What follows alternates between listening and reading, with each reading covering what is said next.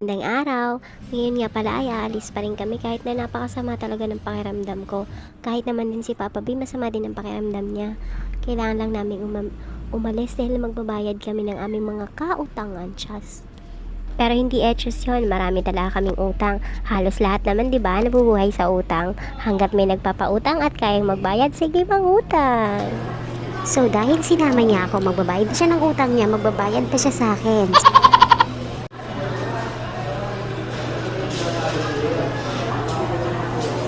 At habang kumakain niya ako, ay bigla ko naalala tong Christmas creation ni Jollibee. Sa mga oras na yan, mahaba na ang pila sa counter. Pero buti na lang dumating si kuya na staff ni Jollibee, kaya nagpa-order na lang ako.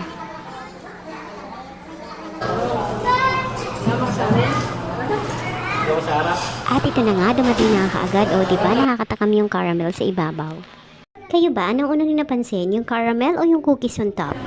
Ang tamis-tamis naman nito. I'm sure cancer cells are happy right now.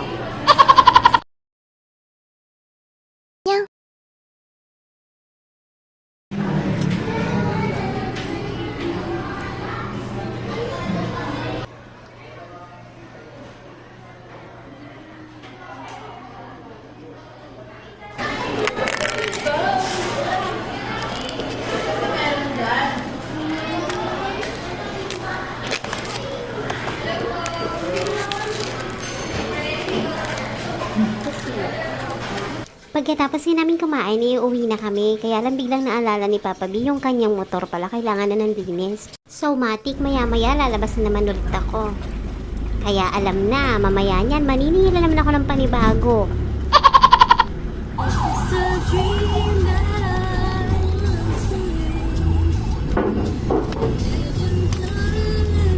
Ang sarap talaga ng Jollibee kapag libre.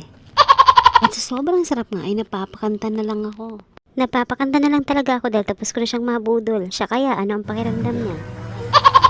Mga bandang hapon nga ay lumabas na naman kami para magpa-carwash ng kanyang motor. So ako ito, naghahanap na naman ako kung anong masisingil ko sa kanya.